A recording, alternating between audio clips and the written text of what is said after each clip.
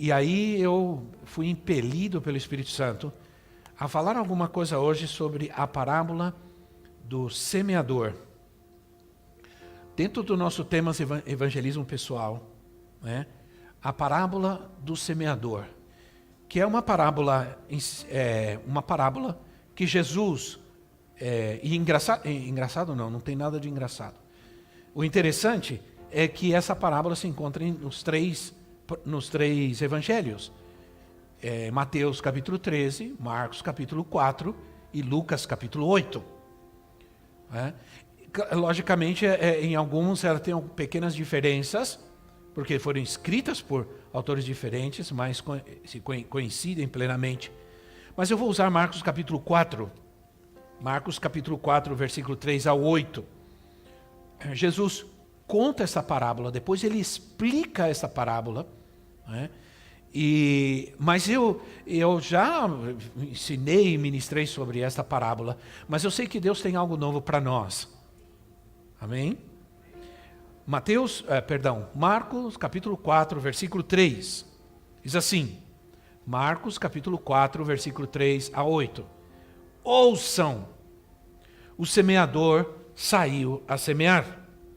Enquanto lançava a semente, parte dela caiu à beira do caminho, e as aves vieram e a comeram. Parte dela caiu em terreno pedregoso, onde não havia muita terra, e logo brotou, porque a terra não era profunda. Mas quando saiu o sol, as plantas se queimaram e secaram, porque não tinham raiz. Outra parte caiu entre espinhos, que cresceram e sufocaram as plantas de forma que ela não deu fruto. Outra ainda caiu em boa terra e germinou, cresceu e deu boa colheita, a 30, 60 e até 100 por um. A seguir, Jesus acrescentou: aquele que tem ouvidos para ouvir, ouça. Engana-se quem pensa que as parábolas de Jesus eram apenas histórias contadas apenas para distrair as pessoas, ou apenas para ilustrar algum princípio, ou para facilitar o entendimento e tornar princípios, verdades profundas, poderosas, agradáveis de se ouvir. Aliás, Jesus nunca teve nenhum interesse em ensinar ou pregar coisas de forma agradáveis a quem quisesse ouvir, ao contrário, né? Certamente eu estava pensando, quando eu estava estudando esse texto, eu estava pensando que se Jesus estivesse pregando nos dias de hoje, ele não ia agradar muita gente. Muita gente não ia gostar, né? Ia dizer, talvez, é muito extremista esse senhor, muito radical esse senhor, né? Mas a verdade é que certa vez os discípulos se aproximaram de Jesus e perguntaram para ele: por que o Senhor ensina por parábolas? Por que o Senhor usa parábolas quando ensina? Jesus respondeu: é que para vocês foi dado o conhecimento dos mistérios do reino dos céus, mas a outros não. Em Marcos capítulo 13, do versículo 10 a 15, Jesus fala sobre isso. Marcos 13, ele diz: para vocês foi dado a capacidade de conhecer os mistérios, a palavra está sendo dirigida a vocês, vocês vão entender e muitos não vão entender. Então, a gente pode entender que as parábolas, elas ilustram e esclarecem verdades para quem tem ouvido para ouvir. Quem tem ouvido para ouvir? Quem tem ouvido para ouvir hoje aqui, diga amém.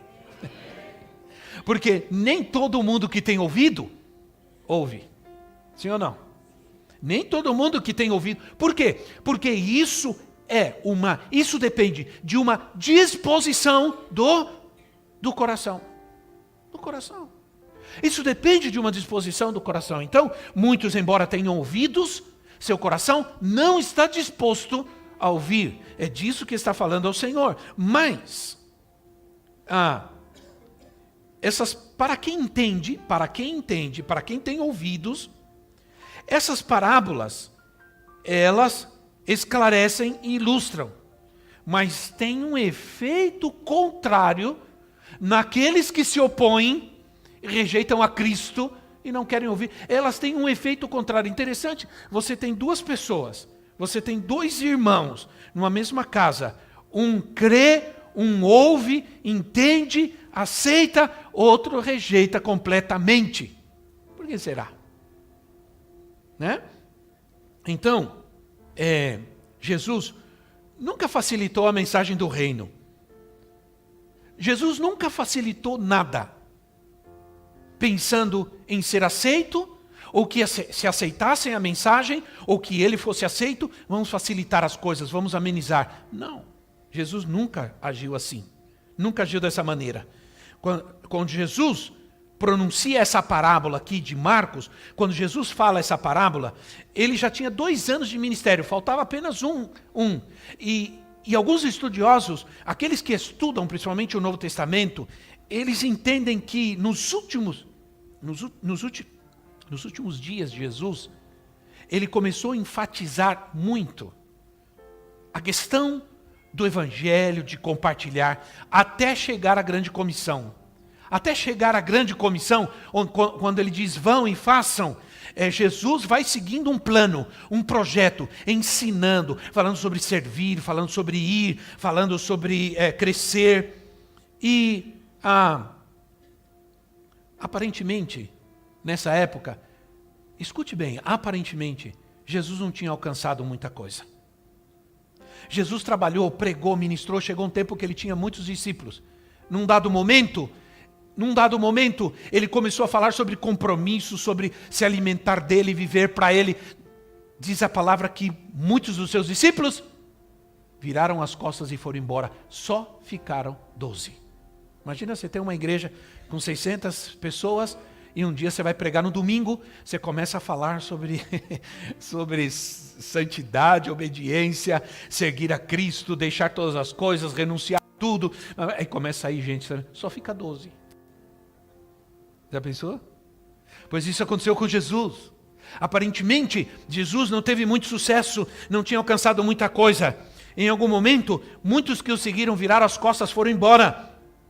E se Jesus pregasse hoje, imagine, irmão, se Jesus pregasse hoje, a sua mensagem não seria fácil, seria difícil, seria chata, talvez seria cumprida como a de Paulo, quando estava pregando e caiu o rapaz do teto lá, né? Caiu o rapaz da janela, demorou tanto. Paulo pregou uma mensagem tão extensa que o rapaz dormiu e caiu da janela, não é? Se eu prego hoje e vejo alguém dormindo, eu nem ligo muito, irmão, porque Paulo pregou e o cara dormiu também, então nem falo nada, né? Mas a verdade é que se Jesus pregasse nesses dias, a sua mensagem seria radical, extremista, chata, né? Porque Jesus pregava uma mensagem difícil. Sim ou não, irmãos? Jesus pregava uma mensagem difícil. Por quê? Porque exigia sacrifício radical. Ele exigia sacrifício dos seguidores. Seguir a Jesus era complicado porque era entrar por uma porta estreita e caminhar por um caminho estreito. Seguir a Jesus era negar a si mesmo, era tomar a sua cruz, era obedecer e obedecer até a morte. Então era uma mensagem difícil. Não era uma mensagem como hoje, em alguns lugares, tão linda, tão maravilhosa. Oh, olha, vai, segue a Cristo, tudo vai dar certo, tudo vai ser maravilhoso. Um positivismo, uma ajuda, uma autoajuda, uma coisa linda e tudo mais. Mas Jesus nunca teve uma mensagem assim. Jesus muitas vezes falou sobre o céu, mas Jesus também falou sobre o inferno, né? Jesus falou sobre o céu, mas ele também falou sobre o inferno. Hoje não se fala muito sobre o inferno para não assustar as pessoas. Mas Jesus não estava preocupado em não assustar ninguém. Então, no versículo 34 dessa passagem que você tem aberta, diz: então ele chamou a multidão e os discípulos disse: se alguém quiser acompanhar-me, negue-se a si mesmo, tome a sua cruz e siga-me. Seguir a Jesus era reconhecer que ele era divino. Era reconhecer que fora dele não havia salvação. Seguir a Jesus significava chegar à cruz, pior ainda, significava chegar ao túmulo. Porque se Jesus disse, segue-me, se Jesus disse assim, segue-me, para onde ele estava indo? Para onde ele estava indo?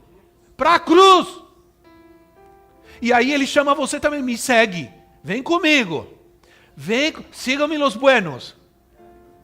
Vem comigo, mas para onde o senhor vai? Bom, eu vou para a cruz, e eu vou passar lá, você vai ter que passar também. Pior, eu vou morrer, você vai ter que morrer também. Mas sabe o que é melhor? Eu não vou ficar morto, eu vou ressuscitar, aí você também.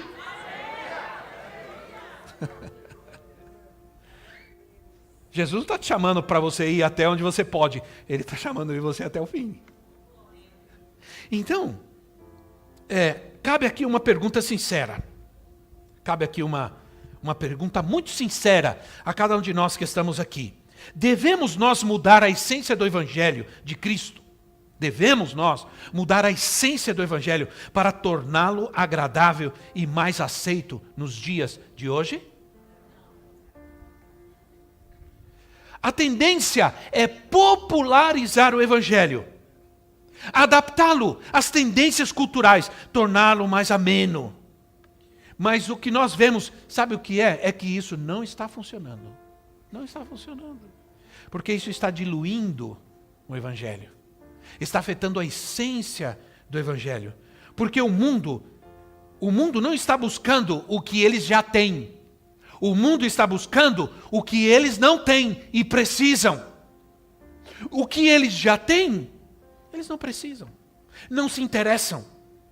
Então, a primeira lição que nós vamos aprender hoje é que o poder transformador do Evangelho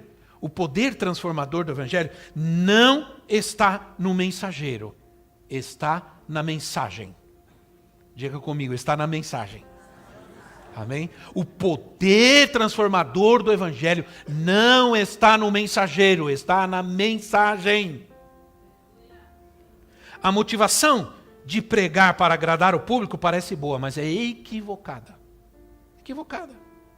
Essa parábola apresenta dois princípios: o evangelismo, a semeadura da palavra e a condição do coração de quem recebe a palavra. Então vamos falar primeiro sobre o semeador. Vamos falar sobre o semeador. Porque quer dizer assim, o semeador saiu a semear. Em alguma parábola, como por exemplo uma outra parábola, em que do joio e do trigo, por exemplo, o semeador é o Senhor. Aqui, o semeador é qualquer um que semeia a palavra, que prega a palavra, que ministra a palavra, que evangeliza. Então, interessante que esse é o seu trabalho. O semeador, ele não pode fazer nada mais, quase nada mais, do que simplesmente semear a semente. Ele semeia a semente e espera. Diz um outro texto, o Senhor diz que, não é em outro texto, é aí mesmo, em Marcos 4, 26 e 27, olha o que diz lá, 26 e 27 diz assim: ele prosseguiu dizendo, o reino de Deus é semelhante a um homem que lança a semente sobre a terra, noite e dia, quer ele durma ou se levante, a semente germina e cresce, embora ele não saiba como. Não sabe como. Isso quer dizer que o semeador, ele semeia a semente, mas ele não tem poder nenhum, influência nenhuma no crescimento dessa semente. Eu me lembro, quando era criança, e nunca me esqueço disso, nunca me esqueço, que meu pai, nós tínhamos um terreno grande, e meu pai resolveu plantar feijão. Vou plantar feijão. Aí eu ajudei meu pai, aramos a terra, deu uma trabalheira, um pedaço grande, maior do que isso aqui de feijão. Fizemos os buracos, ele comprou feijão, e nós fomos lá, nós ajudamos. Olha, tem que colocar 5 feijãozinhos dentro de cada buraquinho, cobrir e tudo, e nós fizemos isso. E eu, como um bom sanguíneo desde criança, eu ia todo dia lá olhar. Falei, mas não está acontecendo nada. Morreu tudo. Não vai nascer nunca. No outro dia eu ia lá de novo e olhava. Não tinha nada. Eu falava assim, mas eu pensava que talvez a gente podia fazer... Um dia eu cheguei e cavei um buraquinho onde tinha um buraco para ver. Cavei, não achei nada. Sumiu a semente. Um dia eu cheguei, tinha uma coisinha. Como nasceu aquilo? Como que aquilo cresceu? Ninguém fez nada, ninguém pôs a mão. Quem fez? Como aconteceu isso? Isso quer dizer que o semeador, ele não pode fazer nada para que aquela semente semeada se transforme em uma árvore madura e dê frutos. Ele não sabe como acontece.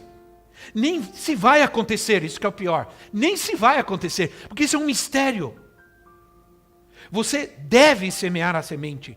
Você deve semear a semente. É isso que está dizendo. Nós somos semeadores. Nós somos chamados para semear. Comissionados é gente que semeia. Agora, não cabe a nós, de forma nenhuma, tentar descobrir como isso vai ocorrer, ou tentar pela força obrigar, porque tem gente que acha que é pela força, e a Bíblia diz que não é por força nem por violência. Tem gente que acha que é pela força que o Evangelho vai crescer, vai germinar na vida de alguém. E isso não acontece. O evangelista lança a semente, uns creem, outros não. Mas como isso acontece, isso é um mistério.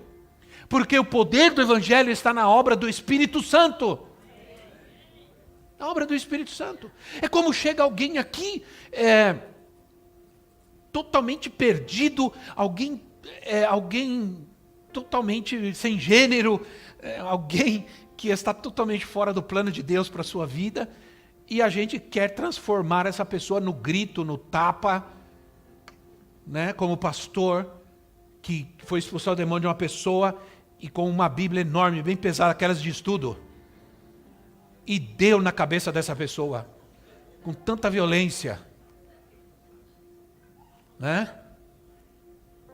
E essa pessoa caiu no chão e teve um traumatismo craniano. O demônio saiu correndo rápido, né, irmão? Porque ele ficou com medo, nem sei se ele ficou com medo do pregador ou do tamanho da Bíblia dele.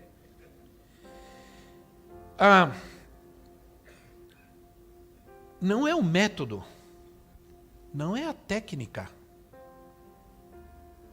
que convence uma pessoa do seu pecado e que leva a pessoa ao arrependimento.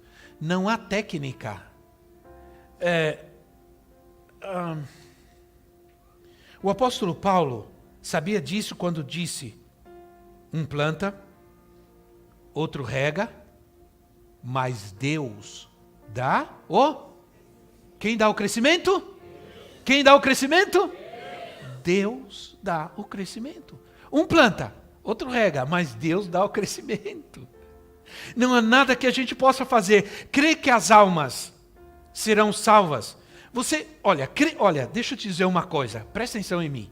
Crer que as almas serão salvas se mudarmos o terno por um jeans?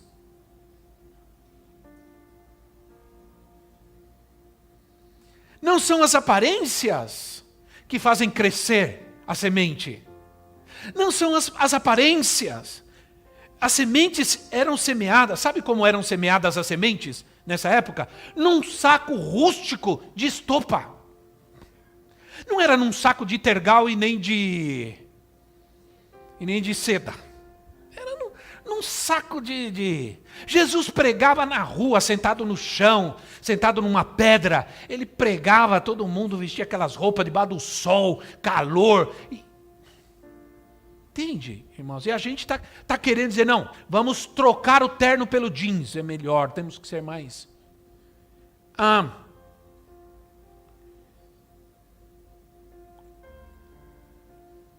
Quando uma pessoa está olhando apenas o semeador, ela vira crítica. Presta atenção.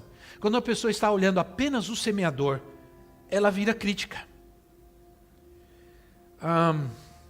Quando ela ouve a palavra, quando você ouve a palavra, o semeador, por mais lindo que seja, é o menos que importa. Mas quando você está olhando o semeador, a circunstância e tudo, a pessoa se perde, né? Tudo que o semeador faz é semear. E é isso que nós precisamos fazer.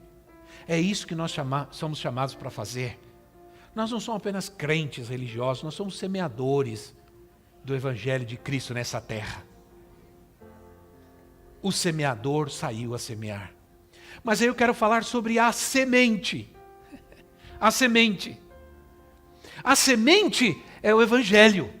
Diga, a semente é o Evangelho. E mudar a semente não é uma opção.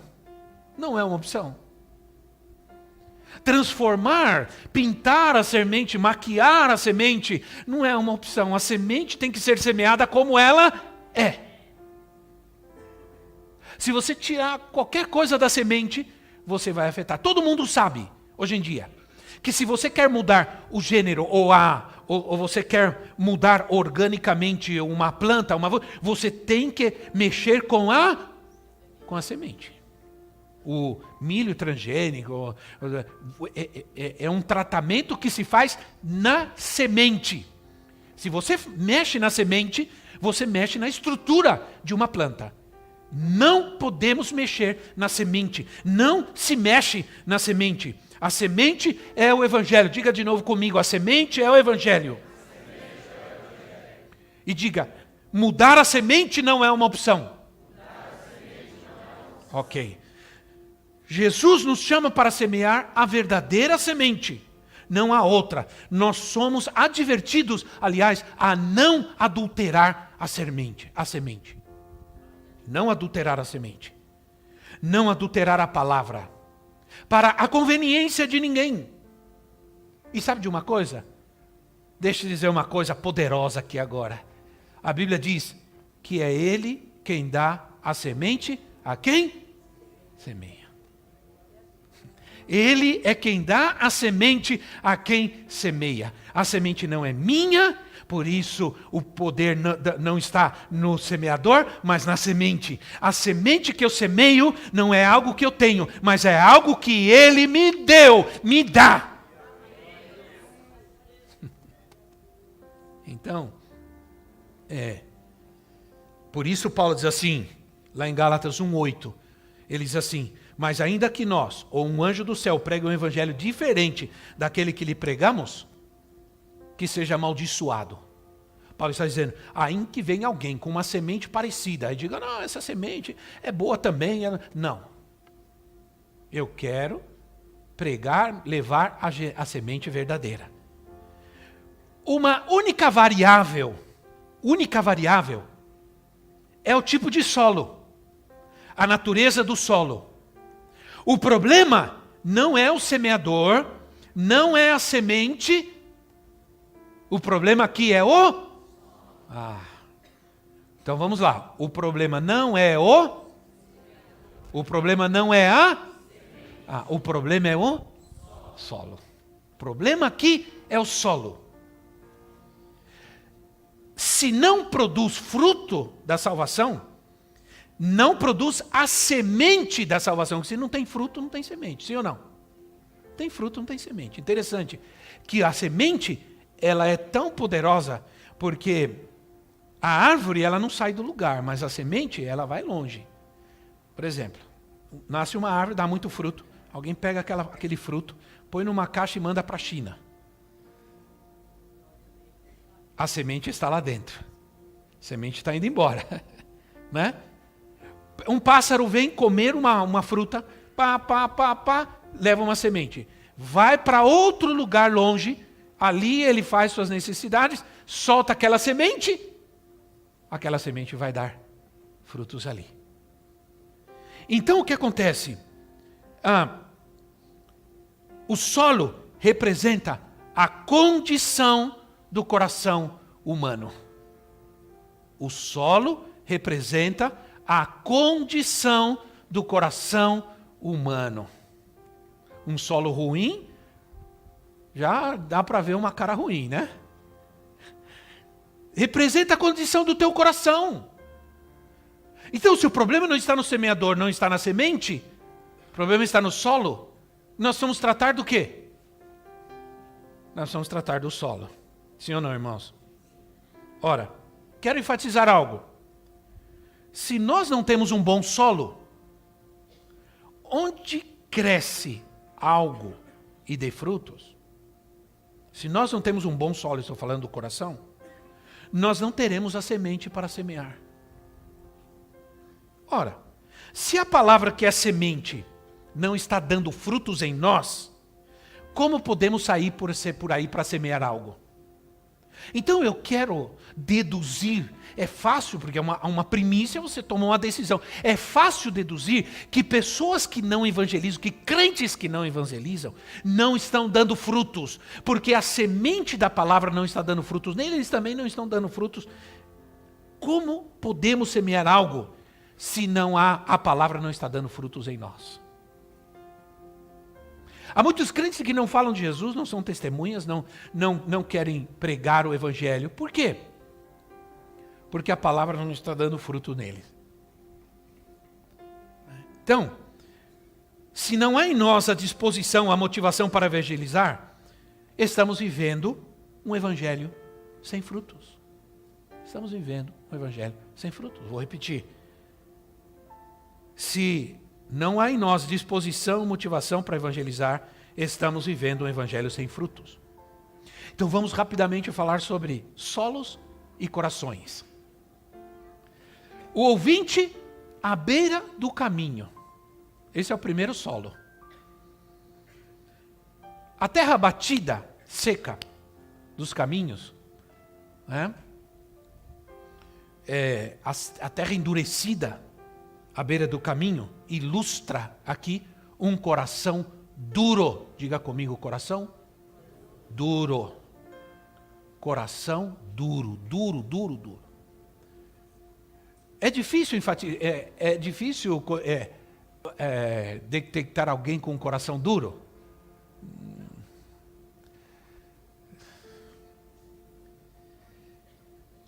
É um coração que a palavra não consegue penetrar. Você fala,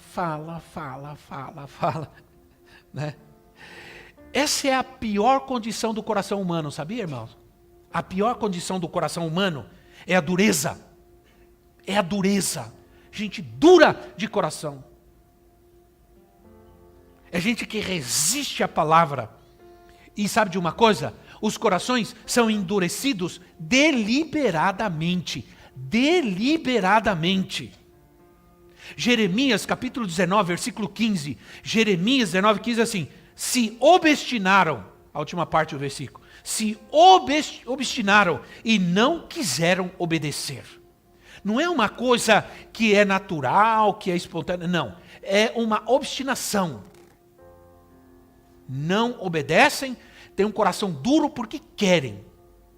Porque parece que se esforçam para isso. Né? É uma decisão deliberada, uma decisão própria, não crer e não obedecer. Atos capítulo 7, versículo 51, Atos 7, 51, diz assim: povo rebelde, obstinado de coração. Diga alguma coisa, irmão. Isso, diga, misericórdia. Mas não é só de coração, obstinado de coração e de ouvidos. Vocês são iguais aos seus antepassados, sempre estão resistindo ao Espírito Santo, sempre estão ouvindo, nunca obedecendo, sempre estão ouvindo, nunca vivendo. Sempre estão ouvindo e rejeitando. Recebem a palavra, mas o coração é tão duro que a semente cai, vem as aves dos céus, vem Satanás, porque é isso que representa, vem o diabo, vem os demônios, roubam essa palavra e não permite nem sequer que ela permaneça. Aleluia. Ora, talvez você diga, Jesus se referia aqui, então a esse coração duro, aos mais terríveis ímpios pecadores, os piores da terra. Que gente que não quer se arrepender e se humilhar. Mas Jesus não estava falando a esses.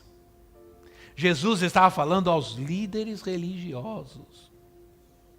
Jesus estava falando, olha, vou dizer uma coisa para você, irmãos. Jesus estava falando a gente que ia na igreja, gente que jejuava. Ai. Gente que orava, que obedecia aos mandamentos. Só que era gente de uma moralidade exterior. Era gente de culto cerimonial, e que orava. Pasmem. Andavam jejuando, assim, todo branco, assim, jejuando. Gente que ia e dava altas quantidades de dinheiro no templo. Lembra da passagem dos caras chegando, os religiosos chegando com muito dinheiro e a viúva com 2 moedinhas? E Jesus não está falando a ímpios duros, gente, não. Ele está falando aos religiosos. Ser religioso não garante um coração sensível a Deus. Falsa espiritualidade.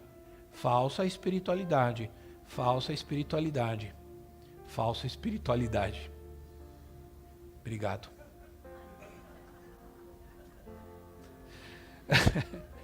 O pecado dessas pessoas não era... Olha, presta atenção. O pecado dessas pessoas não era beber, fumar, falar palavrão, né? Não era roubar, era a dureza de coração. Esse era o pecado dessas pessoas, né?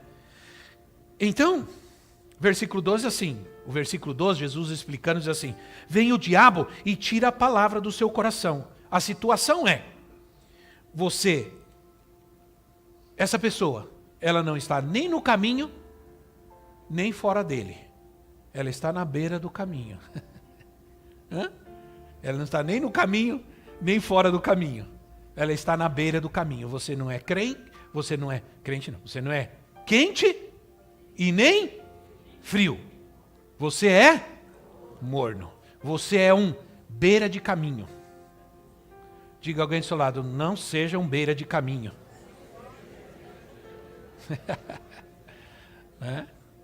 Aliás, não existe, ou você está fora ou você está dentro. Não existe essa coisa de estar com o pé lá, outro aqui. Sim ou não, irmãos? Essa mensagem não existe na Bíblia. Né? A gente quer ser bonzinho, porque a gente não quer que ninguém se perca. E a gente cheio de amor e misericórdia, assim, não, tudo bem. Vai pelo seu caminho, eu vou pelo meu, no fim nós chegamos... Não. Essa mensagem não existe. Porque não existe 2, 3 caminhos. Existe um caminho. E esse caminho não é uma igreja, não é uma religião, esse caminho é Jesus. Então, aí nós temos o terreno pedregoso, que representa o ouvinte superficial. Ouvinte superficial. Ok, irmãos? Ora, entenda uma coisa, essas pedras que menciono aqui, elas não estão no solo. Elas estão mais lá no fundo, lá no fundinho. Então tem uns 50 centímetros, porque ninguém é bobo, ninguém vai semear uma semente no meio das pedras. Chegar lá num monte de pedra e semear uma semente. Não, limpa tudo, tira todas as pedras e semeia. Faz um buraquinho e semeia. Só que as pedras estão lá embaixo, mais um pouco lá embaixo. 50 centímetros. Aí o que acontece? A semente semeia, a semente nasce. A semente germina, aí começa a plantinha. Mas a plantinha não cresce só para cima, cresce para baixo. Aliás, a gente cresce para cima a proporção que a gente cresce por dentro. Se a coisa está feia por fora, está mais feia por dentro. Sim ou não? Sim ou não, irmão? É assim mesmo. Então o que acontece? A planta, mas lá as raízes vão crescendo, mas só que lá tem pedra. E aí chega um momento que ela começa a secar. Vem o sol. Jesus explica. Essas pessoas, esse terreno, esse ouvinte superficial, é alguém que vem para a igreja, recebe a Cristo, chora, levanta a mão, e sai sorrindo, alegre, feliz, bate palma, chega em casa, mas de repente vem os problemas. Né? Vem os problemas, porque não vai acontecer de você sair daqui, chegar em casa e tudo, a sua casa era uma casinha pequenininha, chega lá agora é um palácio.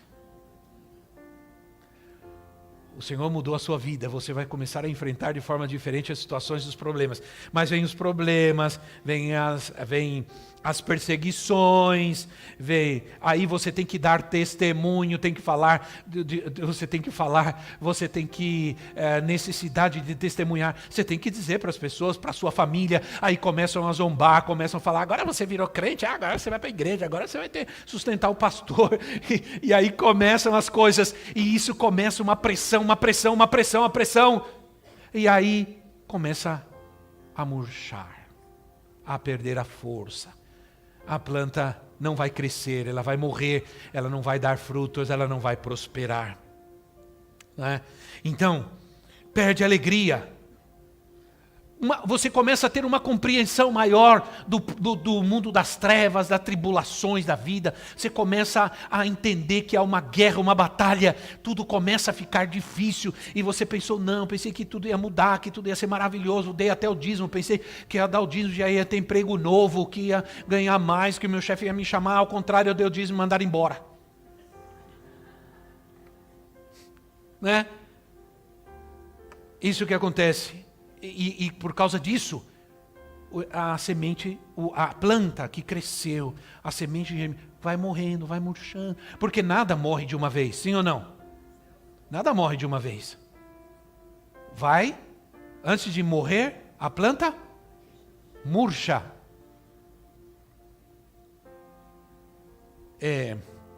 Em espanhol diz marchita. A planta vai marchitando, a planta vai murchando, pouco a pouco, vai perdendo a alegria. O irmão se converte, ele senta na primeira fileira, glória a Deus, aleluia, o pastor qualquer coisa, glória a Deus, aleluia, amém. Aí quando começa a sentar no meio, senta lá atrás, senta lá na última cadeira, aí fica na porta, aí fica na calçada, aí fica na praça. Então, as tribulações, as lutas, dificuldades, né, afetam. A alegria em receber o Evangelho nem sempre representa uma conversão genuína. Né? João 8,31, Jesus disse assim, disse Jesus aos judeus que haviam crido nele, se vocês permanecerem firmes na minha palavra, se vocês permanecerem firmes na minha, não é na igreja, não é na minha palavra, permanecerem firmes, verdadeiramente serão meus discípulos. Então serão discípulos verdadeiros. Agora, em meio a espinhos, representa o ouvinte mundano. Um coração inclinado e preocupado com as coisas do mundo. Se converteu, está indo na igreja, mas coração... Vocês estão entendendo o que eu estou dizendo, irmão? O que eu estou tentando dizer é, você não pode ser um semeador com um coração doente, um coração mundano, um coração superficial, não. Só pessoas, realmente nós vamos ver isso aí, que têm a semente, podem semear. Pode alguém semear uma semente que ela não tem? Pode? Não pode semear uma semente que ela não tem. Então, um coração preocupado com as coisas do mundo. Esse tipo de terra é assim, ouve, recebe, crê, anda, mas não dá frutos. Não dá frutos. Entende? Não dá frutos. Então, não representa aqui o incrédulo de coração. Porque aqui não representa aquele que é superficial ou aquele que é duro de coração, não. Mas aquele que não dá frutos. Está na igreja, vai na igreja, dá o dízimo, mas não dá frutos. Não tem frutos. Os valores e os prazeres temporários do mundo sufocam muita gente hoje na igreja. Sabia? Vou repetir, os valores e os prazeres temporários do mundo sufoca muita gente hoje. Pensar que a pessoa atraída pelo mundo, dizer que isso é culpa da igreja, culpa do culto, culpa do pastor. Ah, o pastor é chato, a igreja é chata, o culto é chato, o louvor é chato. Irmã, desculpa, mas isso não engana ninguém. Não podem dizer, quero aquilo, não quero isso porque isso é ruim. Não. Ele está dizendo, a igreja é ruim, o culto é ruim, a pregação é ruim, eu prefiro o mundo e por acaso o mundo é melhor? Hã? O problema é que eu quero o mundo. E a única forma de justificar que eu quero o mundo é rejeitando o que é a igreja, o que é a palavra, o que é. Não tem outro jeito. Então,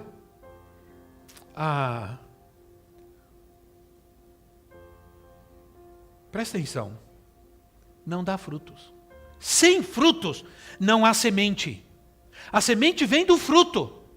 São muitos crentes, vão à igreja domingo, mas não dá frutos. Gente que quer servir a dois senhores. E Jesus disse, não se pode servir a dois senhores. Você vai obedecer um ao outro. Você vai se inclinar para um ou para outro. Você vai querer um ou outro. Não se pode servir a dois senhores. Por isso que quem se inclina para o mundo, quer o mundo. E rejeita a igreja, a Cristo e etc. Há tanta coisa que nos torna crentes assim, irmãos. Mundanos, apaixonados pelo mundo, atraídos pelo mundo. Aí eu vou caminhando, terminando com a ajuda dos meus queridos aqui, né? A boa terra. Ouvinte frutífero. Olha para quem está do teu lado e diga assim, ouvinte frutífero. Diz para ele com alegria, irmão, diz com fé, né? Mesmo que seja pela fé, diga. Ouvinte frutífero. Ora, Lucas 8:15. Vamos lá, Lucas 8, que é o texto paralelo. Ele dá mais uma esclarecida aí, eu gosto. Lucas 8:15 diz assim: mas as que caíram em boa terra, são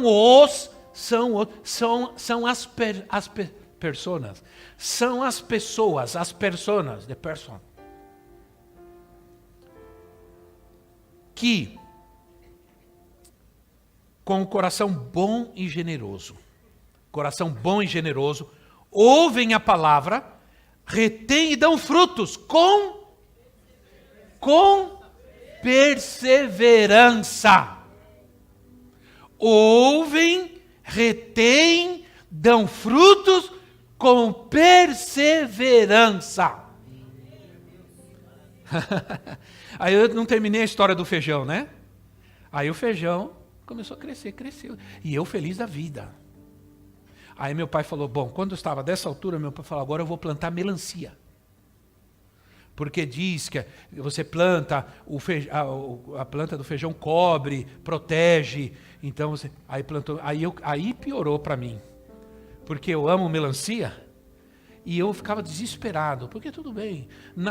Depois de muito tempo que eu fui olhar, nasceu, cresceu. Aí nasciam as coisinhas, melancias desse tamanho assim. E eu ia lá, ficava olhando. Ah, meu Deus, não cresce. Como demora. Diga comigo, paciência. Diga comigo, perseverança. dizendo, não cresce essa melancia. Aí quando estava desse tamanho, verdinha, eu estava desesperado. Se dependesse de mim, eu pegava e cortava. A gente tinha um pé de jabuticaba em casa. E enchia de jabuticaba verde. Quando aparecia uma preta, não durava meia hora. Sempre desaparecia. A gente não tem paciência. A gente não tem perseverança. Como o povo de Israel que estava a ponto de receber a bênção de Deus, na fronteira, um passo mais, desiste, perde toda uma caminhada, uma jornada, perde tudo, porque não tem paciência. Porque não persevera. Só aquele que persevera. E existe um ditado que é bíblico, né? Quem persevera, quem permanece, alcança. Então, ora, esses são os que vão evangelizar o mundo. São os que têm a semente. Diga, eu tenho a semente. Porque quem não tem semente, não semeia. Né? Olha, irmãos, nós estamos comendo sempre a semente, mas nunca semeando. Você vai na igreja, todo domingo come, está comendo a semente, mas não semeia a semente. Nunca tem nada. Nunca tem uma lavoura. São os que têm a semente. Esses dão uma colheita, como diz o versículo de Marcos 4. Esses dão uma colheita. Dão frutos. É gente que persevera, que tem um coração cultivado, arado, adubado, regado pela fé, regado pela obediência, regado pela palavra de Deus, pela oração. É nossa obrigação ter um coração preparado para receber a palavra todos os dias. É gente que persevera. Diga, persevera. Diga quem está ao seu lado, persevera. Aleluia. A gente cantava um hino bem bonito que diz assim, peregrinando vou pelos montes, peregrinando vou pelos montes e pelos vales, sempre na luz. E aí eu esqueci o resto. Cristo promete nunca deixar-me, eis-me convosco, disse Jesus. Brilho celeste, e aí vai. Mas o texto, o hino diz, peregrinando. Ele diz, vou estar com você, vai embora, vai pelos montes, vai pelos vales. Às vezes é monte, às vezes é vale, às vezes é buraco.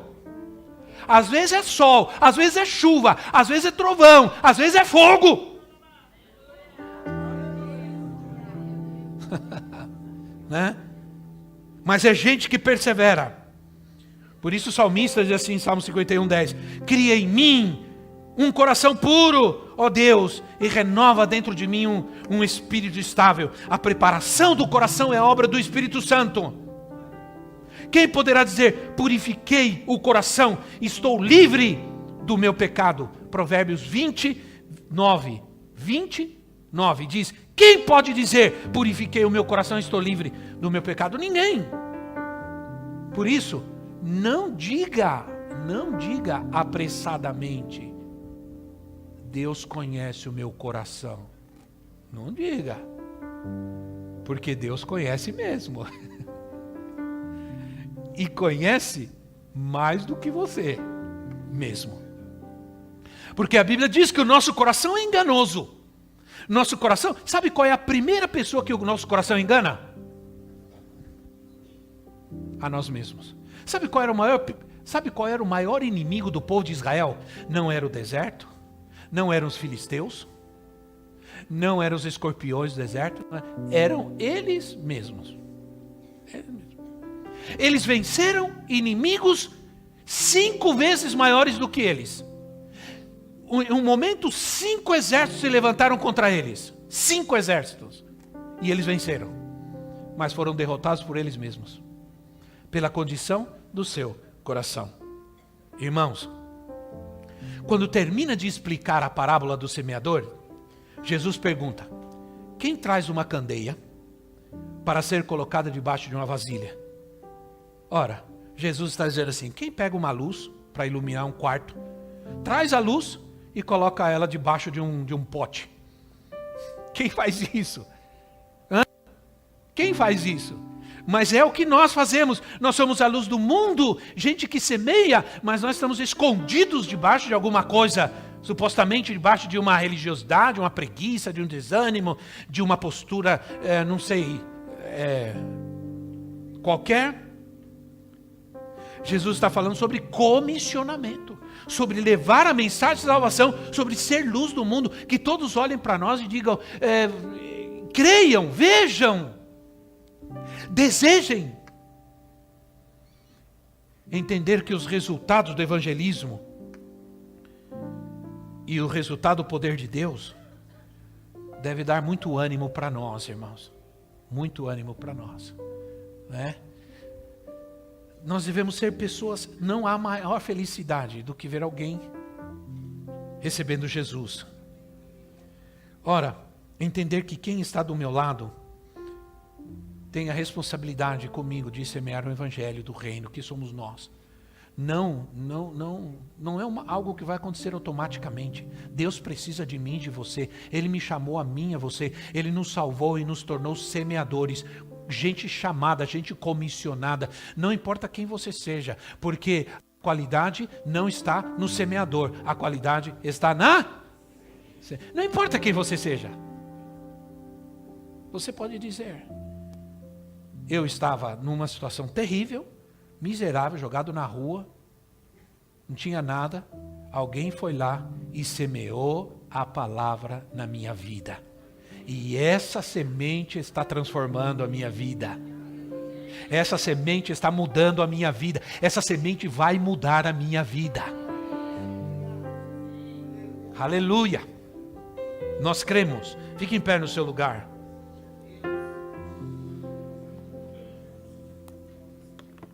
Louvado seja Deus. Louvado seja o nome do Senhor. Eu acho que vocês foram chegando, né, irmãos? Acabou a chuva, alguns puderam chegar. Glória a Deus, você veio. Louvado seja o nome do Senhor. Deixa eu te dizer uma coisa. Nós temos um Deus poderoso que pode curar a nossa terra, né? E Ele pode nos curar, nos libertar. Vamos orar. Coloque-se na presença de Deus. Se você fica olhando, se distrai tudo, coloque-se na presença de Deus nesse momento. E aí no seu lugar, eu sei que há um chamado de Deus na sua vida. Eu sei que você é uma pessoa que deseja ardentemente ser testemunha de Jesus nessa terra. Eu sei que você sente o desejo de falar a outros aquilo que Ele tem feito na sua vida. Mas se você tem barreiras, se você tem dificuldades, você tem medo, você tem temores, até hoje você se auto-impedia, você sempre achou que você não tinha condições de fazer isso, que você nunca foi bom para isso, que você nunca... Não! Hoje o Senhor está dizendo que Ele colocou algo tremendo na sua vida, Ele colocou algo puro, perfeito, Ele colocou essa semente divina, essa semente poderosa do Evangelho de Cristo. O poder de Deus está na sua vida para transformar esse mundo. O poder de Deus está em você para mudar qualquer pessoa que está encostada em você, que está ao seu redor, a tua casa, os teus parentes, os seus familiares. O poder de Deus está na tua vida. Aleluia.